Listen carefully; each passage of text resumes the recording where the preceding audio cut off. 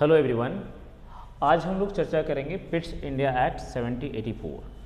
तो ये बात बता देना चाहते हैं कि पिट्स इंडिया एक्ट 7084 आया क्यों, इसकी नीड क्या थी। लेकिन इसके पहले ये बता दें कि इसके पहले हम लोग डिस्कस क्या किए हैं अमेंडिंग एक्ट। हम ये बता देना चाहते हैं इसके पहले हम लोग डिस्कस किए हैं पिछले वीडियो में अमेंडिंग एक्ट यानी अमेंडिंग एक्ट 7081। हम ये बताए थे कि इस एक्ट को लाने की ज़रूरत क्या थी, इस एक्ट को क्यों लाया गया था। इस एक्ट को इसलिए लाया गया था जो खामियां थी, जो पावर को डिमार्केटेड नहीं किया गया था जुडिशरी और एग्जीक्यूटिव के बीच में, उसको ठीक करने के लिए इसी एक्ट को लाया गया था। इस एक्ट में थोड़ी ये भी देखे थे कि किस तरह से सुप्रीम कोर्ट के पावर को कम कर दिया जाता है, एक तरह से जुडिशरी और एग्जीक्यूटिव के बीच में पावर बांट दिया जाता है और रेवेन्यू ऑफिसर को, एग्जीक्यूटिव काउंसिल्स को, गवर्नर जनरल ऑफ बंगाल को एक जो पावर है उनको अधिकार दिए जाते हैं, अपने अकॉर्डिंग काम करेंगे अपनी कैपेसिटी से, ताकि फर्दर वही काम किया ब्रिटिश पावर को यहाँ पे इंडिया में स्ट्रेंथन करने में। ठीक है, ये भी हम लोग देखे थे। और फिर ये भी देखे थे कि इसी एक्ट में सुप्रीम कोर्ट के जुडिशल में क्या रखा था कि जो कलकत्ता के आसपास इनहेबिटेंट थे उनके मामलों को देखता था, लेकिन वही पर्सनल लॉ से देता था। इसका मतलब बहुत ही कॉमनल हार्मोनी का बड़ा ध्यान रखा था उन्होंने, पर्सनल लॉ का बड़ा ख्याल रखा था। ये सब हम लोग डिस्कस कर चुके हैं। हिस्टोरिकल बैकग्राउंड हम लोग डिस्कस कर रहे हैं इंडियन कॉन्स्टिट्यूशन का। ये वीडियो स्पेशली आईएएस की तैयारी करने वाले, पीसीएस की तैयारी करने वाले या गवर्नमेंट जॉब की तैयारी करने वालों के लिए है। ठीक है, चाहे तो क्लास 11-12 के बच्चे भी इसे देख सकते हैं, उनके लिए कोई नुकसान नहीं करेगा। तो आज का सेशन शुरू करें, तो शुरू करें आज की सेशन। नो समय की आज की सेशन शुरू करें, आज की सेशन नो बकवास की बात। ठीक है, तो आज हम करते क्या है, आज हम बात करेंगे पिट्स इंडिया एक्ट 7084। जब इस एक्ट में सुप्रीम कोर्ट में अगर मामला चला गया, सुधार किया गया, सुप्रीम कोर्ट का पावर कम कर दी गया, तो ऐसा क्या था, क्यों लाना पड़ा, क्या जरूरत पड़ गया था इसको लाने के लिए। तो एक्चुअली में इस एक्ट को लाने के पीछे भी एक और खासियत ये था कि जो कुछ और खामियां रह गई थी, डेफिशिएंसी रह गई थी एक्ट 7073 में, उस पर्पज से लाया गया था। वाई, क्यों लाया जा रहा था, कुछ और खामियां थी, वो हम चर्चा करेंगे क्या था, तो उसको इस पर्पज से लाया गया था। दूसरा क्या था कि वार इसी समय थे, हम 1775 में अंग्रेजों ने यहाँ के नवाब के, बंगाल के नवाब के नवाबगिरी कब निकाल दिया था। अंग्रेजों ने, ईस्ट इंडिया कंपनी ने बंगाल के नवाब की सारा नवाबगिरी, सारी हैंकड़ी निकाल के रख दी थी। कब? बैटल ऑफ प्लासी और बैटल ऑफ बक्सर में। उनकी हैंकड़ी गई, यानी बक्सर और प्लासी बक्सर में हैंकड़ी निकालने के बाद वो यहाँ पे कंट्रोल करना शुरू करते हैं। फिर वहाँ पे रेगुलेटिंग एक्ट आता है। लेकिन क्या होता है, अंग्रेजों ने तो हैंकड़ी सिर्फ नवाबों की निकाली थी, अभी तो मराठा बाकी था, मराठा तो बाकी था। तो इनकी मराठा के साथ 3 लड़ाई होती है, एंग्लो मराठा वार 1, 2, 3, कभी कभी यानी क्रोनोलॉजिकल पूछ देंगे तो 1775 नहीं 1775 से 1782 के बीच में एंग्लो मराठा की वार हो रही थी। और इस समय जब हो रही थी तो इसी बीच में एक्ट आया था, अमेंडिंग एक्ट आया था। अब वार की वजह से, जो पहले बता चुके थे कि बैटल ऑफ प्लासी और बैटल ऑफ बक्सर में लड़ाई से बहुत पैसे खर्च हुए थे, उनके खजाना खाली हो गए थे। और जब खजाना खाली हुआ था तो उन्हें पैसे भी लेने पड़े थे इंग्लैंड के बैंक से और वहाँ की सरकार से चुकाने पड़ते थे वो टैक्स। उनके पास बताए थे कि चाय भी बिक नहीं रहा था सही से, वो भी पैसे कमी आ गई थी। तो अब यहाँ फिर से लड़ाई शुरू हो गई, ऊपर से चाय की बिक्री कम हो ही गई थी, तो फिर से पैसे की कमी हो गई, फिर से तंगी। इसके लिए क्या किया उन्होंने, इन्वेस्टिगेटिंग कमेटी बना दी। वहाँ की ब्रिटिश पार्लियामेंट ने क्या किया, इन्वेस्टिगेटिंग कमेटी बनाया इसी समय में। वो 2 कमेटी, एक सेलेक्ट कमेटी थी और एक सेलेक्ट कमेटी कह सकते हैं, और एक थी वहाँ पे हम कह सकते हैं कि सीक्रेट कमेटी थी। उन दोनों कमेटी की रिपोर्ट के आधार पर बोला कि नहीं, कुछ रिफॉर्म करना चाहिए। और ये जो पिट्स इंडिया एक्ट, यही जो बना चार्टर एक्ट का एक बेंचमार्क बना, या कह सकते हैं कि एक बेडरॉक बना। इसके बाद जो चार्टर एक्ट पढ़ेंगे हम लोग, तो यही कहीं ना कहीं चार्टर एक्ट के लिए जो रिफॉर्म्स होते हैं यार, उसी का एक बेंचमार्क बन गया। कौन सा? Pitt's India act. तो इन्वेस्टिगेटिंग कमेटी और जो सेलेक्ट कमेटी बनी, इसके बाद इंग्लैंड के प्राइम मिनिस्टर उस समय कौन थे, उनका नाम था विलियम पिट्स नाम करके था, यंगर, विलियम पिट्स यंगर नाम था। उन्होंने ही अपने समय में ये एक्ट बना के वहाँ के ब्रिटिश पार्लियामेंट से एक्ट बना के भेजा। इस एक्ट का मेन मकसद क्या था कि इंडिया में इस्टेब्लिश करना था dual government system. Dual government system का मतलब है कि 2 कंट्रोलिंग बोर्ड बनाना था। एक कंट्रोलिंग बोर्ड का नाम था सीओडी मतलब court of director, court of, COD का मतलब होता है, एक था यहाँ पे सीओडी था और दूसरा था बीओसी, एक था BOC और एक था COD। COD का काम था कमर्शियल फंक्शन को देखना और BOC का काम था पॉलिटिकल फंक्शन को देखना। तो कहानी यहाँ से शुरू करेंगे आज हम लोग। तो जैसा कि बता रहे हैं कि इसमें डबल गवर्नमेंट की एस्टैब्लिशमेंट कर दी उन्होंने। एक बनाया COD कोर्ट ऑफ डायरेक्टर, दूसरा था BOC बोर्ड ऑफ कंट्रोल। तो कोर्ट ऑफ COD का काम था कंपनी के जो ट्रेडिंग फंक्शन थे कमर्शियल फंक्शन का, उसका काम था देखना। नहीं, एक तरह से कह देते हैं कि कंपनी भी ये मेन व्यक्ति थी। कमर्शियल फंक्शन किसके हाथ में चला गया? कंपनी के हाथ में चल गया। और पॉलिटिकल फंक्शन किसके हाथ में चला गया? BOC यानी बोर्ड ऑफ कंट्रोल। तो बोर्ड ऑफ कंट्रोल के पास क्या चला गया? Political function. याद करने के लिए ऐसे याद करेंगे, CC मतलब कोर्ट ऑफ डायरेक्टर के पास यानी कमर्शियल फंक्शन, और BP बोर्ड ऑफ कंट्रोल के पास पॉलिटिकल फंक्शन। BP, CC या BP ऐसे याद रखेंगे तो याद रखने के तरीका हो सकते हैं। इससे क्या होता है कि पहली बार इंडिया में हम देखते हैं डबल लेयर की गवर्नमेंट एस्टैब्लिश रहती है, यानी dual government system. Dual government system का मतलब क्या होता है कि कमर्शियल फंक्शन इसके हाथ में, पॉलिटिकल फंक्शन इसके हाथ में। यानी एक कह सकते हैं इंडिया में यानी EIC भी अपना डोमिनेट कर रहा था और साथ में ब्रिटिश पार्लियामेंट जो था, ब्रिटिश गवर्नमेंट था, वो दोनों लोग पावर यहाँ पे शेयर कर रहे थे। दोनों के दोनों शेयर कर रहे थे, बिल्कुल। तो अब यहाँ से ये कहानी शुरू होता है। यही इसका मेन मकसद भी था और ऑब्जेक्टिव भी था। हम यहीं से चर्चा करेंगे आज, ठीक है। एक मिनट। तो जैसा हम बता रहे थे कि डुअल गवर्नमेंट जो सिस्टम था, ऐसे कैसे इस्टेब्लिश किया गया? COD कब आ गया था? COD तो एक्ट 7073 इसी एक्ट से आ गया था। और BOC कब आया? ये आया एक्ट 7084 से आ गया। तो अंग्रेजों ने डुअल गवर्नमेंट इस्टेब्लिश। इसका मतलब क्या है कि पावर दोनों मिलकर शेयर करेंगे, दोनों काम चलाएंगे। दोनों मतलब कौन? ब्रिटिश गवर्नमेंट भी और ईस्ट इंडिया कंपनी भी। यहाँ से ब्रिटिश धीरे धीरे यानी ब्रिटिश गवर्नमेंट धीरे धीरे कंपनी के मामलों में ज़्यादा इंटरफेयर करने लगी और घुसने लग गई। कैसे? BOC तो डायरेक्ट उसको रिपोर्ट करता था पार्लियामेंट को, तो उसको ये, हालांकि COD भी पहले ब्रिटिश पार्लियामेंट को रिपोर्ट करता था और उसका रेवेन्यू मिलिट्री मामला देखना होता था जस्ट। और यहाँ पे लेकिन अब BOC को क्या किया गया?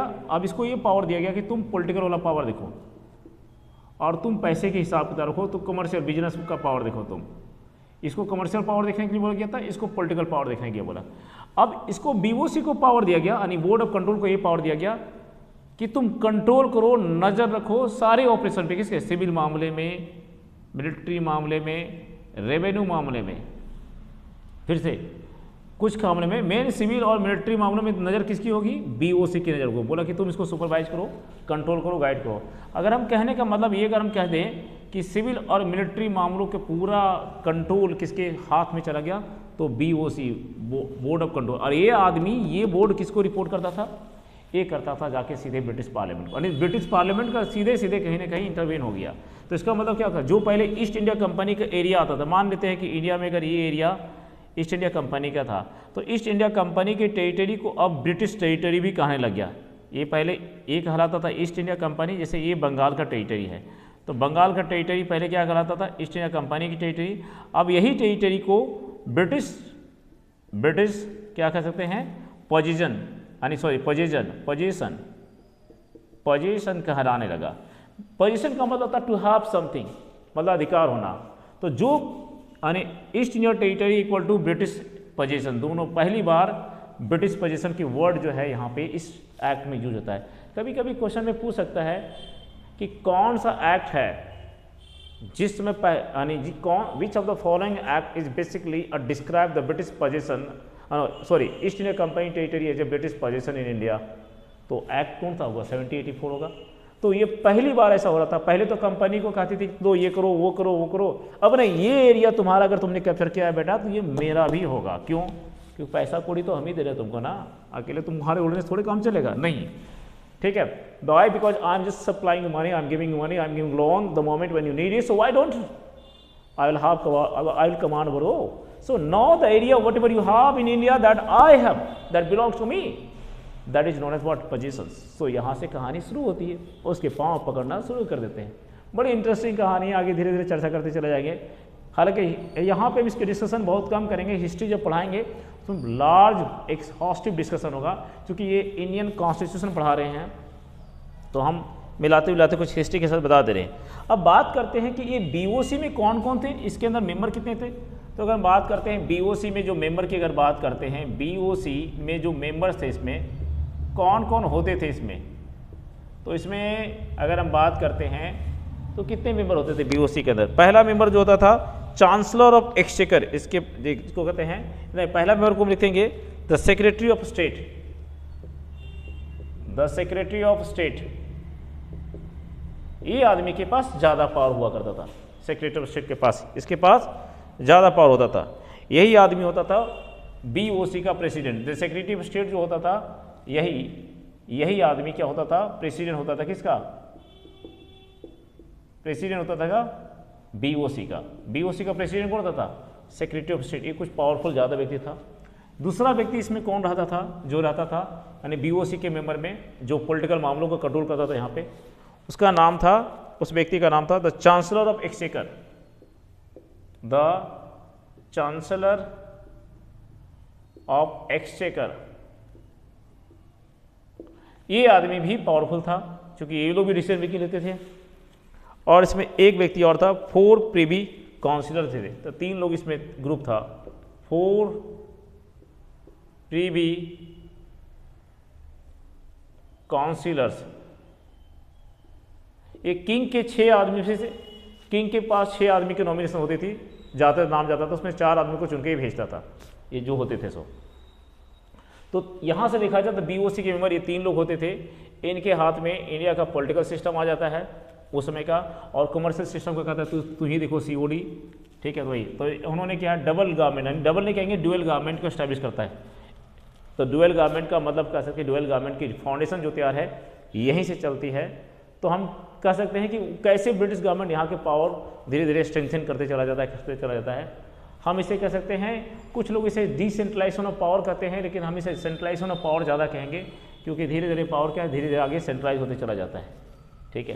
क्योंकि सेंट्रलाइजेशन ऑफ पावर की पहली फाउंडेशन कहाँ हुई थी, वो 1773 के रेगुलेटिंग एक्ट में हुआ था। पावर यहाँ पे 1781 में क्या होता है, सिर्फ जुडिशरी एग्जीक्यूटिव में बढ़ता है, और एग्जीक्यूटिव किस तरह से काम करना शुरू करता है, और एग्जीक्यूटिव का हाथ में फिर पावर धीरे धीरे क्या होता है, सेंट्रलाइज होते चला जाता है। यही चीज़ देखेंगे किस तरह से पावर एग्जीक्यूटिव के हाथ में ज़्यादा चला जाएगा, धीरे धीरे आते आते हम लोग चार्टर एक्ट तक देखेंगे, फिर वहाँ से फिर कैसे फिर डिसेंट्रलाइज होता है वो भी हम लोग देखेंगे। तो ये यहाँ इसकी कहानी है। तो और ईस्ट इंडिया कंपनी यानी COD को रिप्रेजेंट कौन करता था, जैसे बताया कि ईस्ट इंडिया कंपनी था वही रिप्रेजेंट करता था उस एक्ट के थ्रू। तो इसके ये COD था एक तरह से ईस्ट इंडिया कंपनी का ही रिप्रेजेंट, क्योंकि कमर्शियल उसके पास था। और ये किसको रिप्रेजेंट करता था, ब्रिटिश गवर्नमेंट को रिप्रेजेंट करता था, ब्रिटिश गवर्नमेंट को रिप्रेजेंट करता था। दोनों ने पावर शेयर किया इंडिया में, इस तरह से दोनों ने मिलकर इंडिया में पावर शेयर किया। तो ये जो बेसिक फाउंडेशन मतलब कह सकते हैं पावर का बेसिक यानी कह सकते हैं पावर शेयरिंग की कहानी, हम इसे पावर शेयरिंग के कंटेक्स्ट में भी देख सकते हैं कि किस तरह दोनों पावर शेयर करते हैं, ये भी देख सकते हैं यहाँ पे, ठीक है। आगे और देखते हैं इसमें भी हम। अगर हम बात करें कि जो कोलकाता और कोलकाता तो कैपिटल था इनका, मद्रास और बॉम्बे प्रेसिडेंसी का क्या हाल हुआ, तो हम ये देखे थे एक्ट जो 1773 में बना था, एक्ट जो 1773 में बना था, रेगुलेटिंग एक्ट जो 1773 में, उस समय ये था कि बंगाल यहाँ पे था, और बंगाल के सब ऑर्डिनेट कौन थे, ये क्या थे, बॉम्बे जो था, बॉम्बे का प्रेसिडेंसी, बॉम्बे प्रेसिडेंसी और मद्रास प्रेसिडेंसी, दोनों क्या थे, ये दोनों क्या थे, इसके सब ऑर्डिनेट थे, सब ऑर्डिनेट थे यहाँ पे। लेकिन एक्ट जो 1784 इंडिया 1784 जो होता है, इसमें यहाँ पे बंगाल प्रेसिडेंसी, बंगाल तो होता ही होता है, बंगाल के साथ यहाँ पे जो ये दोनों होते हैं कौन, बॉम्बे प्रेसिडेंसी और मद्रास प्रेसिडेंसी, ये दोनों इसके क्या होते हैं, ये दोनों के दोनों कहलाते हैं इस समय सबसर्विएंट, सबसर्विएंट।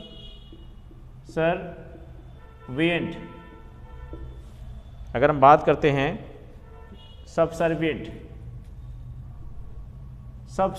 हो जाते हैं, यहाँ पे 70-73 में ये दोनों इसके सब ऑर्डिनेट होते हैं, 70-84 के एक्ट में ये दोनों बम्बई और मद्रास इसके सब सर्विएंट होते हैं। सब सर्विएंट का मतलब क्या होता है? सब सर्विएंट का मतलब होता है जो ये लोग कहेंगे वो ये करने के लिए तैयार होगा। सब ऑर्डिनेट का मतलब होता है जो ये कहेगा वो ये दोनों करने के लिए तैयार होंगे। समझना, सब ऑर्डिनेट का मतलब इसके पास पावर ज़्यादा होगा, पावर इसके पास अभी भी ज़्यादा होगा, तब भी पावर इसके पास ज़्यादा था, तब भी इसके पास पावर ज़्यादा था, पर अब जो ये बात कहेंगे कुछ हद तक ये मानेंगे, पहले मानते थे। सबसर्विएंट का वर्ड यहाँ पे इस्तेमाल किया गया है और यहाँ पे सब ऑर्डिनेट, ये दो वर्ड का मतलब समझना है। अगर क्वेश्चन में ये आ जाएगा कि Madras and Bombay presidency were subordinate of Bengal presidency by the act of 7084, तो ये गलत हो जाएगा, यहाँ पे सबसर्विएंट होगा। अब सब ऑर्डिनेट बोलेगा तो इसी एक्ट में होगा, ठीक है। सबसर्विएंट का मतलब होता है, अगर लिटरली मीनिंग मतलब जो कोई व्यक्ति कह रहा है हम उसे उसकी बात मानने के लिए तैयार हो, विलिंग हो, ठीक है। तो हम कह सकते हैं इस तरह से कहानी होता है। इसका मतलब ये नहीं कि सारी बात मानेंगे, हाँ, लेकिन ये है कि धीरे धीरे बंगाल प्रेसिडेंसीज के पास पावर तो थे, लेकिन अब धीरे धीरे देखेंगे आगे आगे जाते जाते इनके पास भी पावर हो जाएंगे, पावर डिसेंट्रलाइज हो जाएगा, धीरे धीरे थोड़ा थोड़ा लूज होते चला जाएगा। अब यहाँ से कुछ बनता है, क्या इनमें कुछ खामियां रह गई होगी? बिल्कुल खामियां रही होगी, डिमेरिट रह गई इसमें, डिमेरिट। जैसे हम बात करते हैं इसमें डिमेरिट ये रह गया कि BOC, यहाँ पे BOC, COD और governor general of Bengal, governor general of Bengal executive, इन सबको पावर तो दिया गया, पावर तो दिया गया, ज्यूरिडिक्शन तो दिया गया, लेकिन क्लियर कोई कट बाउंड्री नहीं था। इनको गिवन पावर, बिल्कुल पावर दिया गया, सुप्रीम कोर्ट के ज्यूरिडिक्शन से बाहर किया गया था, कौन सा? अमेंडिंग एक्ट से इन दोनों को, लेकिन no clear cut boundary, no clear cut boundary कि किसकी कौन सी दायरे कहाँ तक होगी, कहाँ तक किसी को नहीं पता, को क्लियर कट बाउंड्री नहीं। ये इसमें इसके डिमेरिट है, बिल्कुल डिमेरिट है। इसमें कोई क्लियर कट बाउंड्री नहीं कि किसकी बाउंड्री कहाँ तक होगी कहाँ तक नहीं, इसमें कहीं नहीं लिखा हुआ है, ठीक है, ये मेंशन नहीं किया गया।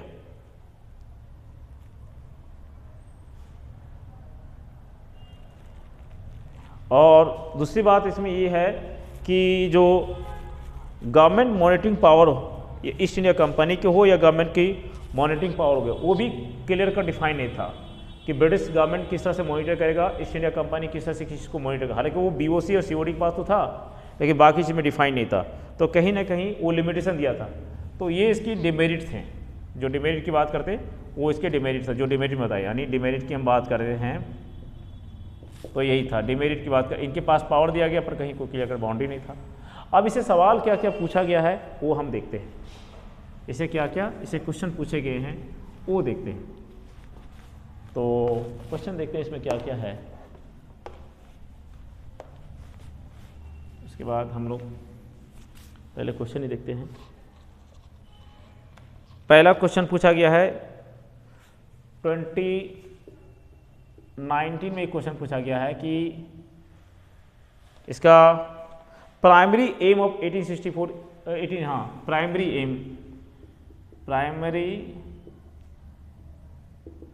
एम ऑफ 7084 एक्ट का क्या था एक क्वेश्चन पूछा गया, क्या था प्राइमरी एम? तो मेन था डुअल गवर्नमेंट को एस्टैब्लिशमेंट करना, ये तो था इसका। COD BOD की कहानी हुई तो इसका एक वही था, अगर देखा जाए तो यही मेन था, डुअल।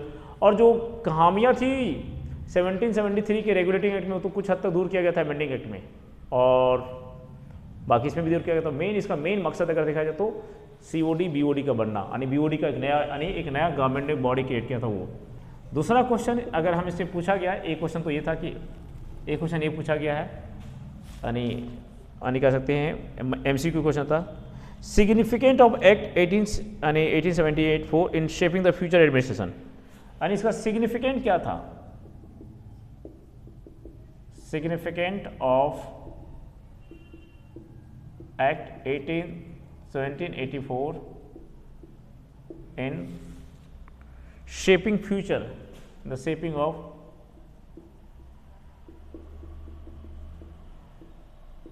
फ्यूचर। अगर ये क्वेश्चन पूछ दिया, ये तो पूछा हुआ क्वेश्चन है ना, पूछ क्या सकता है, future admin structure in British India, administrative structure in British India. अगर ये क्वेश्चन ही पूछा है कि क्या सिग्निफिकेंट रहा है 1784 एक्ट का ब्रिटिश इंडिया में एडमिनिस्ट्रेटिव स्ट्रक्चर को इस्टेब्लिश करने में, तो अगर बात करते हैं तो वही बात है, इसका आंसर होगा, एक तो इन्होंने आंसर में क्या लिखा, डुअल गवर्नमेंट इस्टेब्लिश किया, डुअल गवर्नमेंट के पास किस तरह से पावर चला गया, ये एक्सप्लेन कर देंगे। डुअल गवर्नमेंट को उन्होंने इस्टेब्लिश करता है, एक पॉइंट, इससे पावर किस तरह से पॉलिटिकल और कमर्शियल पावर बढ़ जाते हैं, ये इंपॉर्टेंट है, और किस तरह से रेवेन्यू धीरे धीरे कलेक्ट होते चले जाते हैं, और उनका रेवेन्यू भी कलेक्शन पावर धीरे धीरे बढ़ते चला जाता है, पॉलिटिकल पावर भी धीरे धीरे एक्सपैंड होते चला जाता है, ठीक है। और यही जो एक्ट है फर्दर जो चार्टर एक्ट के लिए, एक रिफॉर्म एक्ट के लिए क्या है, बेंचमार्क बनता है, एक प्रोविजंस बनता नहीं, वे फॉरवर्ड बनता है, ठीक है। यूनिफाइड अगर हम बात करते हैं इसमें से यूनिफाइड बहुत इस एक्ट को अगर हम बात करें 1784 तो यूनिफाइड एडमिनिस्ट्रेशन फ्रेमवर्क भी तैयार करता है, इसमें एडमिनिस्ट्रेशन फ्रेमवर्क भी तैयार करता है। ये फ्रेमवर्क कैसे नहीं करता यूनिफाइड फ्रेमवर्क, कि गवर्नर जनरल्स जो है बीओडी होंगे और सीओडी होंगे, बीओडी किस तरह से काम करेंगे, कैसे यूनिफाइड सिस्टम में कैसे टैक्स कलेक्शन होगा, ये सारे मैकेनिज्म तैयार हो जाते हैं। डुअल सिस्टम का रोल क्या होगा, डुअल गवर्नमेंट का रोल क्या होगा, ब्रिटिश सरकार की टेरिटरी यानी जो ब्रिटिश पोजीशन यहाँ होगा वो किस तरह से काम करेगा, उनके पावर क्या होंगे, ये सारे इसके अंदर आ जाते हैं। तो ये यूनिफाइड सिस्टम की बात करने लगे यहाँ पे। तीसरा अगर हम बात करते हैं इसमें तो बीओसी जो था एक पॉलिटिकल अफेयर्स तो देखता ही है, बीओसी जो हमने बताया बीओसी क्या है, ये पॉलिटिकल अफेयर देखने लगा। और पॉलिटिकल अफेयर अगर ये देखता था तो इसका मकसद क्या था कि और इंडिया में पावर को कैसे स्ट्रेंथ किया जाए, स्ट्रेंथिंग पावर। तो यही तो बोला कि फ्यूचर सिस्टम में ब्रिटिश स्ट्रक्चर को और कैसे इस्टेब्लिश करता है, तो यही इसका सबसे बड़ा काम करता है बीओसी जो लोग बनाए गए थे। तो ये इसके ठीक है। और चार्टर एक्ट की फॉर्मेशन की यानी फाउंडेशन भी यही तैयार करता है। तो क्वेश्चन अगर ऐसा पूछा गया है कि सिग्निफिकेंट एक्ट, तो what is the significance of 1784 act in the shaping of British administration in future India? We can write the answer in the context of this, that no, this is the act which which established a dual system of government in India. It means political and commercial power divided between the government. In one way, East India Company, which had a control authority of commercial powers through COD. Another way, it was BOC, which was a new body created by the British Parliament, which had a power of political control and political authority in India.